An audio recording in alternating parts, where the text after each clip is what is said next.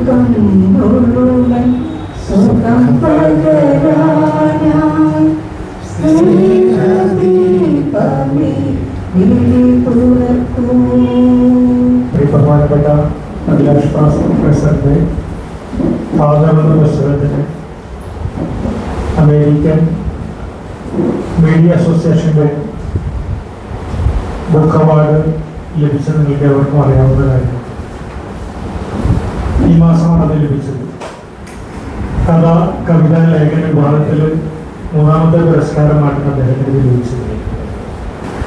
ലോക ഇംഗ്ലീഷ് സംസ്ഥാന പ്രസിഡന്റുമായ അഡ്വക്കേറ്റ് സെറീജ തോമസ്, നമ്മളിന്ന് ആദരിക്കുന്ന അഭിലാഷ് പ്രൊഫസർ, രാജ്യാന്തര പുരസ്കാരം നേടിയ നമ്മുടെ രൂപത അംഗവും നമ്മുടെ സമുദായത്തിൻ്റെ അഭിമാനവുമായി മാറിയ അഭിലാഷ് പ്രൊഫസർ സാറിനെ ഞാൻ ഏറെ സ്നേഹത്തോടെ ഈ യോഗത്തിലേക്ക് സ്വാഗതം ചെയ്യും. അതോടൊപ്പം തന്നെ നമ്മുടെ സംസ്ഥാന സമിതിയാണ് ഇന്ന് ഈ പ്രോഗ്രാം ഓർഗനൈസ് ചെയ്തിട്ടുള്ളത്. വരാപ്പുഴ സമിതിയും ചേർന്നാണ്. അപ്പോൾ സംസ്ഥാന സമിതിയുടെ സംസ്ഥാന അധ്യക്ഷൻ അഡ്വക്കേറ്റ് ഷെറീജ തോമസിനെ ഞാൻ ഏറെ സ്നേഹത്തോടെ സ്വാഗതം ചെയ്യുന്നു. എല്ലാവരുടെയും അനുവാദത്തോടു കൂടി നമ്മൾ ഷോൾ അണിയിക്കുന്നുണ്ട്. അദ്ദേഹത്തിൻ്റെ ഒരു മെമൻ്റ് സ്നേഹത്തിൻ്റെ സൂചകമായി ഒരു ഉപഹാരം കൂടി അദ്ദേഹത്തിന് സമർപ്പിക്കുന്നു. പ്രിയമുള്ളവരെ, നമ്മൾ ടൈം സ്റ്റോക്ക് എന്ന പേരിൽ പഴയ കേരള ടൈംസിനെ ഓർമ്മിപ്പിക്കുന്നതിൻ്റെ ഒരു രൂപത്തിൽ ചർച്ചകൾ ഇടയ്ക്കിടയ്ക്ക് നടത്താറുണ്ട്. അത് വാട്സപ്പിലും സൂം മീഡിയയിലൊക്കെയാണ് നമ്മളത് നടത്തുന്നത്. അതിൻ്റെ ഭാഗമായി ഇടയ്ക്ക് ചില സംവാദങ്ങളും ചർച്ചകളും നേരിട്ട് നടത്താമെന്നും നമ്മൾ ആലോചിച്ചിരുന്നു. അങ്ങനെ നേരിട്ട് നടത്തുന്ന ടൈം സ്റ്റോക്കിൻ്റെ ആദ്യത്തെ യോഗമാണ് ഇത് നടക്കുന്നത്. എന്തുകൊണ്ടും അതിന് തികച്ചും ഉചിതമായ ഒരു വിഷയവും അതിനെ ഏറ്റവും നമ്മൾ അനുമോദിക്കാൻ തക്ക യോഗ്യതയുള്ള ഒരു വ്യക്തിയുമാണ് നമ്മളോടൊപ്പം ഉള്ളത്, ശ്രീ അഭിലാഷ് പ്രൊഫസർ. അതുകൊണ്ട് തന്നെ ഒരു അധ്യക്ഷ പ്രസംഗം എന്ന രീതിയിലുള്ള സംസാരമല്ല. അദ്ദേഹത്തിൻ്റെ ഈ പുസ്തകത്തെപ്പറ്റി നമ്മളെല്ലാവരും അദ്ദേഹത്തോട് നമ്മുടെ ചില കാര്യങ്ങൾ പറയുകയും അതിൻ്റെ ഒരു ആ പുസ്തകത്തിൻ്റെ രചയിതാവ് അല്ലെങ്കിൽ ആ ഒരു കൃതിയുടെ രചയിതാവ് എന്നുള്ള രീതിയിൽ അദ്ദേഹത്തിന് നമ്മളോട് പറയാനുള്ളതും പുറം ലോകത്തോട് സംവദിക്കാനുള്ളതും അദ്ദേഹം പുസ്തകത്തിന് പുറത്ത് എങ്ങനെയാണ് പറയുന്നത് എന്നത് ഇവിടെ പറയുകയാണ്. നമ്മളത് രേഖപ്പെടുത്തുന്നുണ്ട്. ഓഡിയോ, വീഡിയോ റെക്കോർഡിംഗ് ഉണ്ട്. അതിനുശേഷം അത് നമുക്ക് പുറത്തുള്ള ആളുകളിലേക്ക് ആ വിഷയവും അദ്ദേഹത്തിൻ്റെ നിലപാടുകളും എത്തിക്കുക എന്നത് കൂടിയാണ് ടൈം സ്റ്റോക്കിലൂടെ നമ്മൾ ഉദ്ദേശിക്കുന്നത്. അപ്പോൾ ഞാൻ നേരിട്ട് തന്നെ അഭിലാഷ് പ്രൊഫസറുമായുള്ള സംസാരത്തിലേക്ക് കടക്കുകയാണ്. തികച്ചും കാഷ്വലായ രീതിയിലാണ് നമ്മൾ സംസാരിക്കുന്നത്. അതുകൊണ്ട് തന്നെയാണ് ഇരുന്നും സംസാരിക്കുകയും ചെയ്യുന്നത്. അഭിലാഷ് പ്രൊഫസർ നമുക്ക് പുതുമയുള്ള ഒരാളല്ല. കാരണം അദ്ദേഹം ജീവനാർത്ഥത്തിൽ ജോലി ചെയ്തതുകൊണ്ട് തന്നെ എല്ലാ സംഘടനാ പ്രവർത്തകർക്കും അദ്ദേഹത്തെ പരിചയമുള്ളതാണ്. നമ്മൾ അദ്ദേഹത്തിൽ നിന്ന് അറിയാൻ നമ്മൾ ആഗ്രഹിക്കുന്നത് എല്ലാ എഴുത്തിലും എന്തെങ്കിലുമൊക്കെ സംവദിക്കാനുണ്ടാകും. എല്ലാ പ്രസിദ്ധീകരണങ്ങളും കൃതികളും പുറം ലോകത്തോട് പലതും സംസാരിക്കുന്ന തരത്തിലാണ്. അങ്ങനെ ഒരു സംസാരം അദ്ദേഹം ഈ കൃതിയിലൂടെ നടത്തിയിട്ടുണ്ട്. പക്ഷേ അത് എല്ലാവരിലേക്കും ആ കൃതി എത്തിയിട്ടുണ്ടോ എന്ന് നമുക്കറിയില്ല. മാത്രമല്ല, ഇത് അന്താരാഷ്ട്ര തലത്തിൽ കാത്തലിക് മീഡിയ എന്ന ആ ഒരു മേഖലയിലുള്ള ഒരു അവാർഡ് വന്നപ്പോഴാണ് ആളുകൾ കൂടുതൽ ശ്രദ്ധിച്ചത്. എനിക്ക് അദ്ദേഹത്തോട് തുടക്കത്തിലൊന്ന് ചോദിക്കാനുള്ളത്, ആദ്യം അദ്ദേഹം ഈ പുസ്തകത്തിൻ്റെ ഉള്ളടക്കം എന്താണെന്ന് ഒന്ന് ചുരുക്കി പറഞ്ഞാൽ അത് കൂടുതൽ ഗുണകരമാകും. ഒപ്പം തന്നെ ഈ പുസ്തകം ഇതിൻ്റെ പുസ്തകത്തിൻ്റെ കാഴ്ചപ്പാട് സമകാലിക പ്രശ്നങ്ങളിലേക്ക് ചില ഉത്തരങ്ങൾ കൂടി നൽകുന്നുണ്ട്. അത് രണ്ടും അദ്ദേഹം ഒന്ന് പറയും എന്നാണ് ഞാൻ പ്രതീക്ഷിക്കുന്നത്. ഒപ്പം നമുക്ക് എല്ലാവർക്കും, ഇപ്പോൾ ഇവിടെ ഇരിക്കുന്ന എല്ലാവരും വളരെ പ്രഗത്ഭരായ ആളുകളാണ്. ഞാൻ പേരെടുത്തൊന്നും പറയുന്നില്ല. എല്ലാവർക്കും അദ്ദേഹത്തോട് ഈ സംവാദത്തിൽ നമുക്ക് പങ്കുചേരാം. ആദ്യം ഞാൻ അദ്ദേഹത്തെ ഈ സംവാദം ആരംഭിക്കാൻ ക്ഷണിക്കുന്നത് ഈ പുസ്തകത്തെപ്പറ്റി ഉള്ളടക്കം പറയുന്നതൊപ്പം തന്നെ സമകാലിക സമൂഹത്തോട് എന്താണ് അങ്ങേക്ക് ഇതിലൂടെ പറയാനുള്ളത്? എല്ലാവർക്കും എൻ്റെ നമസ്കാരം. ഈ ഫാദർ എന്ന് പറയുന്ന പുസ്തകം പ്രധാനമായിട്ട് ഫാദർ എന്ന് പേരുള്ള ഒരു കവിതയാണ് എൻ്റെ ഹൈലൈറ്റ്. അത് അത്യാവശ്യം ദീർഘമായൊരു കവിതയാണ്. 2000 വാക്കുകളുള്ള ഒരു കവിതയാണ്. ഇതിനെ ചുറ്റിപ്പറ്റിയാണ് മറ്റ് കവിതകൾ രൂപം പ്രാപിച്ചത്. അങ്ങനെ ആകെ 7 കവിതകളേ ഉള്ളൂ ഇതിനകത്ത്. ഈ കവിതകൾ സാധാരണഗതിയിൽ ഒരാളെടുത്ത് വായിക്കുകയാണെങ്കിൽ അത് ഒരു ബൈബിൾ അധിഷ്ഠിതമായ ഒരു മുഹൂർത്തം എടുത്തിട്ട് അതിനെ എൻ്റെ കാഴ്ചപ്പാടിലൂടെ അവതരിപ്പിക്കുന്ന രീതിയിലാണ് ഞാൻ എഴുതിയിരിക്കുന്നത്. അതിൽ പ്രധാനപ്പെട്ട കവിതയായിട്ടുള്ള ഫാദറിനെ കുറിച്ച് ഞാൻ പറഞ്ഞു തുടങ്ങാം. ഫാദർ നമുക്ക് എല്ലാവർക്കും സുപരിചിതനാണ്, ഫ്രാൻസിസ് അസീസി. അദ്ദേഹത്തിൻ്റെ ജീവിതത്തിൽ ഒരു മുഹൂർത്തം എടുത്തിട്ട് നമ്മൾ വിപുലമാക്കുന്ന, അതിൽ വേറൊരു കാഴ്ചപ്പാട് കൊണ്ടുവരുന്ന ഒരു പ്രക്രിയയാണത്. ഫ്രാൻസിസ് അസീസിയുടെ ഫാദർ, പിതാവ് അദ്ദേഹത്തെ നിരസിക്കുന്ന ഒരു സന്ദർഭം നമ്മൾ കാണുന്നുണ്ട് അദ്ദേഹത്തിൻ്റെ ലൈഫിൽ, ഡിസോൺ ചെയ്യുന്നുണ്ട്. അപ്പോൾ ആ മുഹൂർത്തത്തിൽ നമ്മൾ വായിക്കുന്നത് അദ്ദേഹത്തിൻ്റെ വസ്ത്രം വരെ ഉരിഞ്ഞ് എടുത്തു എന്നുള്ളതാണ്. നഗ്നനായിട്ട് നിൽക്കുന്ന ഫ്രാൻസിസ് അസീസിനെയാണ് നമ്മൾ കാണുന്നത്. ആ നഗ്നനായി നിൽക്കുന്ന ഫ്രാൻസിസ് അസീസി ദൈവത്തെ നോക്കിയിട്ട് ദൈവം പിതാവാണെന്നുള്ളൊരു തിരിച്ചറിവിൽ അനാഥത്വത്തിൻ്റെ അഗാധതയിലേക്ക് താണുപോകുന്ന ഒരു മനുഷ്യൻ ദൈവത്തെ പിതാവായിട്ട് കാണുകയും നിലവിളിക്കുകയും ചെയ്യുന്ന രീതിയിലാണ് ഈ കവിത പോകുന്നത്. ശരിക്കും പറഞ്ഞാൽ ഒരു ആത്മാലാപമാണ്. ഒരു ഫ്രാൻസിസിൻ്റെ നിലവിളി എല്ലാ മനുഷ്യരുടെയും നിലവിളിയായിട്ട് മാറുന്ന രീതിയിലാണ് ഈ കഥ പോകുന്നത്. ശരിക്കും സംഭവങ്ങൾ പറയുകയാണെങ്കിൽ ഈ നിമിഷത്തിൽ ഫ്രാൻസിസിൻ്റെ ഉള്ളിൽ നിന്ന് പുറത്തു വരുന്ന വാക്കുകളാണ്. ഫ്രാൻസിസ് ദൈവത്തോട് പറയുന്ന രീതിയിലാണ് ഈ കവിത എഴുതിയേക്കണം. ഇതിൻ്റെ പശ്ചാത്തലം പറയുകയാണെങ്കിൽ നമ്മൾ ലോർഡ് ടെന്നിസൺ എന്നൊക്കെ പറയുന്ന ഒരു കവിയുണ്ട്. വിക്ടോറിയൻ കാലഘട്ടത്തിലുണ്ടായിരുന്ന ലോർഡ് ടെന്നിസൺ, മാത്യു അർണോൾഡ് എന്നൊക്കെ പറയുന്ന കവികളിൽ ടെന്നിസൺ ഒരു പ്രത്യേക രചനാരീതി ഉണ്ടായിരുന്നു. അദ്ദേഹം ചെയ്തിരുന്ന ചില കവിതകളിൽ ഒഡീസി നമ്മൾ വായിച്ചിട്ടുണ്ട്. ഇലിയഡ്, ഒഡീസി പോലെയുള്ള കവിതകൾ. ഇലിയഡിലെ ചില നിമിഷങ്ങൾ മാത്രം എടുക്കും. ഒഡീസിയൂസിൻ്റെ യാത്രയുടെ ഭാഗങ്ങളിലായിട്ട് ചില ഭാഗങ്ങൾ മാത്രം എടുത്തിട്ട് അതിന് അന്നത്തെ കാലത്തെ അതായത് വിക്ടോറിയൻ കാലഘട്ടത്തിൽ ഒരു 150-200 വർഷം മുമ്പുള്ള കാലഘട്ടത്തിലെ മനുഷ്യരുമായിട്ട് സമകാലിക പ്രശ്നങ്ങളുമായിട്ട് കണക്ട് ചെയ്യുന്നൊരു രീതി ഉണ്ടായിരുന്നു അദ്ദേഹത്തിൻ്റെ. ഏതാണ്ട് അതുപോലെ ഒരു സമാനമായ രീതിയാണ് ഞാൻ ഫാദറിൽ അവലംബിച്ചിരിക്കുന്നത്. അപ്പോൾ ഇതിനകത്ത് ശരിക്കും ഇതിൻ്റെ കാഴ്ചപ്പാടെന്ന് പറയുന്നത്, ഭൂമിയുടെ ഏറ്റവും വലിയ പ്രശ്നം എന്ന് പറയുന്നത് എൻ്റെ കാഴ്ചപ്പാടിൽ അനാഥത്വമാണ്. ഒരു ഓർഫൺ ഹുഡാണ് ഭൂമിയിലെ എല്ലാ പ്രോബ്ലത്തിൽ നമുക്ക് അങ്ങനെ വ്യാഖ്യാനിക്കാം എന്നാണ് എൻ്റെ ഒരു ചിന്ത. ഫോർ എക്സാമ്പിൾ, ഇപ്പം നമുക്കിടയിലുള്ള രാജ്യങ്ങൾ തമ്മിലുള്ള യുദ്ധം നമുക്കറിയാം. പലയിടങ്ങളിലും ഉക്രൈൻ, റഷ്യ, അതുപോലെ ഇസ്രായേൽ, പാലസ്തീൻ, ഇപ്പം ഇന്ത്യയിൽ തന്നെ പല പല പ്രശ്നങ്ങൾ, അങ്ങോട്ടും ഇങ്ങോട്ടുള്ള വഴക്കുകൾ, ഞാൻ മലയാളി, നീ പാകിസ്ഥാനി, അല്ലെങ്കിൽ ഞാൻ ഇന്ത്യക്കാരൻ, നീ എല്ലാത്തിലും ഇടയിലൊരു ബേസിക് ആയിട്ടുള്ള കാരണം ഒരു അനാഥത്വമാണെന്നാണ് എൻ്റെ ഒരു കാഴ്ചപ്പാട്. ഒരു കോമൺ എലമെൻറ്റ് നമ്മളെ എങ്ങനെ ഐക്യപ്പെടുത്തും, നമ്മളെങ്ങനെ യുണൈറ്റ് ചെയ്യും? ഭൂമി മുഴുവനും ഒരു കോമൺ എലമെൻറ്റ് കൊണ്ട് ഐക്യപ്പെടുത്തുന്ന ഒരു കാഴ്ചപ്പാടാണ് ഫാദർ എന്ന് പറഞ്ഞാൽ. എല്ലാ മനുഷ്യർക്കും ഒറ്റ ഫാദർ.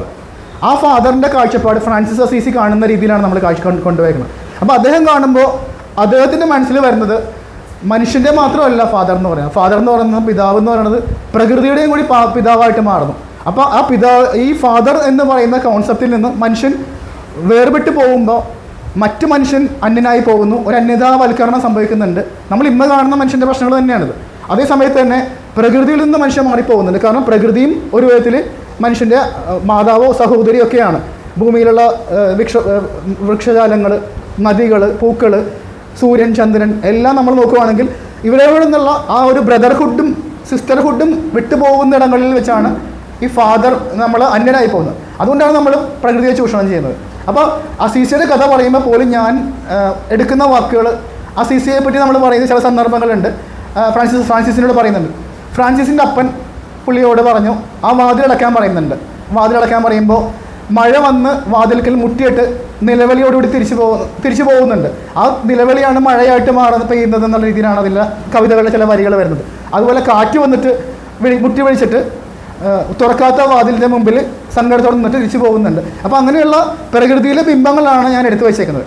പിന്നെ അതുപോലെയുള്ള പലപ്പോഴും നമ്മൾ കാണുന്നത് അങ്ങനെയാണ്. പ്രകൃതിയും ആകാശവും ഭൂമിയും അതിലൂടെയൊക്കെ നോക്കി സംസാരിക്കുന്ന ഫ്രാൻസിസിനെയാണ് കാണുന്നത്. അപ്പോൾ ഞാനത് കാണുന്ന കാഴ്ചപ്പാട് ഫ്രാൻസിസിൻ്റെ കഥയാണ്. ഒരാൾ വായിക്കുമ്പോൾ അസീസിലെ ഫ്രാൻസിസിൻ്റെ കഥയാണെങ്കിലും അതിലൂടെ നമ്മൾ പറഞ്ഞു പോകുന്ന കഥ സൂക്ഷിച്ച് വായിക്കുമ്പോൾ 1-2 പേരത് പറയുന്നിട്ടുണ്ട്. നമ്മളതൊരു മനുഷ്യൻ്റെ കഥയായിട്ട് മാറുന്നു, എൻ്റെ കഥയായിട്ട് മാറുന്നു, നിങ്ങളുടെ കഥയായിട്ട് മാറുന്നു, ഇന്ത്യക്കാരുടെ മാത്രമല്ല എല്ലാ മനുഷ്യരുടെയും കഥയായിട്ട് മാറുന്നുണ്ട്. കാരണം നമ്മളെ വേർതിരിക്കുന്ന എല്ലാ പ്രശ്നങ്ങളും പ്രകൃതിയിൽ നിന്നുള്ള അകൽച്ച, മറ്റു മനുഷ്യരിൽ നിന്നുള്ള അകൽച്ച, ബ്രദർഹുഡ് എന്ന് പറഞ്ഞൊരു സാഹോദര്യമാണ് അടിസ്ഥാനമായിട്ട് ഞാൻ ഇതിൽ കൊണ്ടുവരുന്നത്. അപ്പോൾ ഫ്രാൻസിസിൻ്റെ കാഴ്ചപ്പാട് നമുക്ക് എല്ലാവർക്കും അറിയാം. ഫ്രാൻസിസ് പാപ്പയുടെ കാഴ്ചപ്പാട് അങ്ങനെ തന്നെയാണ്. നമ്മുടെ ഒരു യൂണിവേഴ്സൽ ബ്രദർഹുഡ്. അപ്പോൾ ഈ ഫാദറിൻ്റെ കാഴ്ചപ്പാട് എന്ന് പറയുന്നത് അതാണ്. പിന്നെ മറ്റ് ബ്രദർഹുഡ് എന്നുള്ള വാക്ക് ഉപയോഗിച്ചല്ലോ. അപ്പോൾ ഒരു അന്താരാഷ്ട്ര അവാർഡാണെങ്കിലും പുരസ്കാരമാണെങ്കിലും അതെ. ഇന്ത്യയെ സംബന്ധിച്ചിടത്തോളം ഇപ്പോൾ ഈ ബ്രദർഹുഡ്, അഖണ്ഡത, ബഹുസ്വരത അതൊക്കെ ഏറ്റവും കൂടുതൽ ചർച്ച ചെയ്യപ്പെടുന്ന ഒരു കാലഘട്ടമാണ്. പ്രത്യേകിച്ച് നമ്മുടെ തെരഞ്ഞെടുപ്പും കൂടി കഴിഞ്ഞ അതെ. സമയത്ത്. അപ്പോൾ അങ്ങനെ എന്ത് സന്ദേശമാണ് ഈ ഒരു കൃതിക്ക് ഇന്ത്യയുടെ ബ്രദർഹുഡ് എന്ന ഒരു സങ്കല്പത്തോട് നമുക്ക് പറയാനുള്ളത്? വളരെ പ്രസക്തമായിട്ടുള്ള ചോദ്യമാണ്. അതിൻ്റെ ഒരു പ്രസക്തമായിട്ടുള്ള കാര്യവുമാണ് ഇത് പറയുന്നത്. കാരണം നമുക്കറിയാം ഇപ്പോൾ വളരെയധികം വർഗീയമായ ധ്രുവീകരണങ്ങൾ ഉണ്ടാകുന്ന ഒരു കാലഘട്ടമാണെന്ന് നമുക്ക് പറയേണ്ട ആവശ്യമില്ല. എന്നും ഇപ്പോൾ സോഷ്യൽ മീഡിയ എടുത്താൽ നമുക്ക് അതിൻ്റെ വ്യക്തമായ സൂചനകൾ നമുക്കുണ്ട്. ഇങ്ങനെ മനുഷ്യനിങ്ങനെ അകന്നുകൊണ്ടിരിക്കുകയാണ്. അതിനുള്ള കാരണങ്ങൾ കണ്ടുപിടിച്ചുകൊണ്ടിരിക്കുകയാണ് എന്നുള്ളതാണ്. എങ്ങനെ അകലാൻ പറ്റും എന്നുള്ളതാണ്. എങ്ങനെ ഒരുമിച്ച് വരാമെന്നതിനേക്കാളും കൂടുതൽ എങ്ങനെ അകലാം എന്നുള്ള കാരണങ്ങൾ കണ്ടുപിടിച്ചുകൊണ്ടിരിക്കുന്ന, ഗവേഷണങ്ങൾ എടുത്തിക്കൊണ്ടിരിക്കുന്ന, അത് അന്തർധാരകൾ നടന്നുകൊണ്ടിരിക്കുന്ന സമയത്താണ് നമുക്കൊരു കോമൺ എലമെൻ്റ് എന്തുണ്ട്. എന്ത് കോമൺ എലമെൻറ്റ്? ഇപ്പോൾ നമുക്ക് ഇപ്പോൾ നമ്മുടെ ഇന്ത്യയുടെ ഇപ്പോൾ ഷെറി സർ പറഞ്ഞ പോലെ ഇന്ത്യയുടെ യൂണിറ്റി ആൻഡ് ഡൈവേഴ്സിറ്റി എന്ന് പറയുന്നതാണ് നമ്മുടെ ഒരു അല്ലേ നെഹ്റു കാഴ്ചവെച്ച സംഭവം. ഇത് തന്നെയാണ് ഇപ്പോൾ ഇന്ത്യയിലെ നമ്മൾ കാണുന്ന മുഴുവൻ ഡൈവേഴ്സിറ്റിയാണ്. ഒരുപാട് വൈവിധ്യങ്ങളുണ്ട്. എല്ലാ കാരണങ്ങളുണ്ട്. കാരണങ്ങളുണ്ടാവാം. നമുക്ക് ഭൂമിയിൽ ഒരുപാട് കാരണങ്ങളുണ്ട്. നിറത്തിൻ്റെ പേരിൽ, ഭാഷയുടെ പേരിൽ, മതത്തിൻ്റെ പേരിൽ, വർഗത്തിൻ്റെ പേരിലും, രാഷ്ട്രീയ പാർട്ടികളുടെ പേരിലൊക്കെ വൈവിധ്യങ്ങളുണ്ട്. ഡൈവേഴ്സിറ്റി എന്നുള്ളത് അംഗീകരിക്കുന്നുണ്ട്. അത് തന്നെയാണ് ഇതിനകത്ത് പറയുന്നത്. പക്ഷേ അതിലൊക്കെ നമുക്കൊരു കോമൺ എലമെൻറ്റ്, ഒരു പൊതുവായിട്ടുള്ളൊരു ഘടകം, നമ്മൾ ഈ ഒരു വൈവിധ്യങ്ങൾക്കും ഭിന്നതകൾക്കും ഇടയിൽ നമുക്കൊരു ഒന്നിപ്പിക്കുന്ന, ഒരുമിച്ച് ഒരു വട്ടം മേശയ്ക്ക് ചുറ്റി ഇരിക്കാവുന്ന ഒരു കാരണം ഉണ്ടെങ്കിൽ അത് ഫാദറാണ്. കാരണം എല്ലാവർക്കും ഒരപ്പനാണ്, ഒരച്ഛനാണെന്നുള്ള ചിന്ത തന്നെയാണ്. അതാണ് ഈ ഫാദറിൻ്റെ ഒരു പ്രസക്തമാക്കുന്നത്. അതൊരു പക്ഷേ അവർ കണ്ടു, ഒരു ജഡ്ജസിന് ഇത് മനസ്സിലായി എന്നുള്ളതാണ് ഒരു സന്തോഷം. പിന്നെ വേറൊരു സന്തോഷം എന്ന് പറഞ്ഞാൽ അതൊരു ഇതിൻ്റെ എഴുത്തുമായി ബന്ധപ്പെട്ട കഥ, ഒരു സംഭവമാണ്. ഇത് പുസ്തകം ഇറങ്ങിയിട്ട് ഇപ്പോൾ കഴിഞ്ഞ ഒക്ടോബറിലാണ് ഇറങ്ങിയത്, പറയാമല്ലോ അല്ലേ? ഓക്കെ, ഇറങ്ങിയത് ചെറിയ പുസ്തകമാണ്. അപ്പോൾ ഞാൻ എഴുതിയിട്ടുണ്ടായിരുന്നു. കാരണം ഞാൻ ആദ്യം കണ്ടപ്പോൾ ഇത്രയും ചെറിയ പുസ്തകമാണ് ഞാൻ മനുഷ്യരുടെ ഉപരി കാണിക്കാൻ പോകണമെന്നുള്ളൊരു സത്യം പറഞ്ഞൊരു ചമ്മലുണ്ടായിരുന്നു. കാരണം ഇത്ര കാണുമ്പോൾ എന്താ ഉള്ളത് വലിയ ബുക്കുകളൊക്കെ എഴുതുമ്പോൾ ഈ ഒരു പുസ്തകമാണ് ഞാൻ, ഇതാണ് ഇത്രയും കഷ്ടപ്പെട്ട് അമേരിക്ക എന്നൊക്കെ പബ്ലിഷ് ചെയ്യുന്നൊക്കെയുള്ള ചിന്ത, ആദ്യമായിട്ടുണ്ടായ ചിന്ത എനിക്ക് അതായിരുന്നു. അപ്പോൾ ഞാനത് എങ്ങനെ കാണിക്കുന്നതിന് തന്നെ ഒരു ചമ്മലുണ്ടായിരുന്നുള്ള വാസ്തവം. അപ്പോൾ അങ്ങനെ ഇരിക്കുമ്പോഴേക്കും ഞാൻ 1-2 പേർക്കൊക്കെ അയച്ചു കൊടുത്തിട്ടുണ്ടായിരുന്നു കവിതകളുടെ ഒരു PDF കോപ്പി. പക്ഷേ ഞാൻ പ്രതീക്ഷിച്ച പോലെയുള്ള റെസ്പോൺസ് ഒന്നും ഉണ്ടായിരുന്നില്ല എന്നുള്ളതാണ് വാസ്തവം. ഒരുപക്ഷെ അവർക്ക് മനസ്സിലാവാത്തതുകൊണ്ടായിരിക്കാം. അല്ലെങ്കിൽ ഞാനിങ്ങനെ ഒളിപ്പിച്ച് വെക്കുന്ന ചില ധ്വനികൾ, നമ്മൾ പറയുമല്ലോ, ആനന്ദവർദ്ധൻ എന്ന് പറഞ്ഞൊരു കവി, ഒരു വലിയൊരു കവിയ, ഇന്ത്യൻ കവിയാണ്. അദ്ദേഹം പറയുന്നത് കവിതയുടെ ആത്മാവ് ധ്വനി എന്നുള്ളതാണ്. ധ്വനി എന്ന് പറയുമ്പോൾ നമ്മളൊരു വാക്കുകൾ വായിക്കുന്നതിൻ്റെ അപ്പുറത്തേക്ക് സൂചനകളുള്ളതാണ് ധ്വനി എന്ന് പറയുന്നത്. അപ്പോൾ ഞാൻ എൻ്റെ എഴുത്തുകളിൽ അങ്ങനെ ആവാൻ ഞാൻ ശ്രമിക്കാറുണ്ട് പലപ്പോഴും. അപ്പോൾ നമ്മൾ ആദ്യം പെട്ടെന്ന് വായിക്കുന്ന, നമ്മൾ ആദ്യം കാണുന്ന വായനക്ക് ഒരു വ്യത്യസ്തമായിട്ടുള്ള വേറെ അർത്ഥങ്ങൾ ഉണ്ടാവാൻ അങ്ങനെ ഉൾക്കൊള്ളിക്കാൻ ശ്രമിക്കാറുണ്ട്. പക്ഷെ എന്തുകൊണ്ടോ വളരെ അപൂർവം പേര് മാത്രമേ കാര്യമായിട്ടുള്ള റെസ്പോൺസ് ഉണ്ടായുള്ളൂ. അപ്പോൾ ഞാനൊരു ശരിക്കും പറഞ്ഞാൽ കുറച്ച് നിരാശ ഉണ്ടായെന്നുള്ളതാണ് ആദ്യം. അങ്ങനെ ഇരിക്കുമ്പോഴാണ് ഇങ്ങനൊരു അവാർഡിൻ്റെ സന്ദർഭം വരികയും. പക്ഷേ സന്തോഷിപ്പിച്ചെന്ന് വെച്ചാൽ കുറച്ച് പേരെങ്കിലും വളരെ അർത്ഥവത്തായിട്ട് തന്നെ മനസ്സിലാക്കിയതാണ്. ഇത് 2ാമത്തെ അന്താരാഷ്ട്ര അവാർഡാണ്. ഇനിയിപ്പോൾ ആദ്യത്തെ അവാർഡ് പറയാം.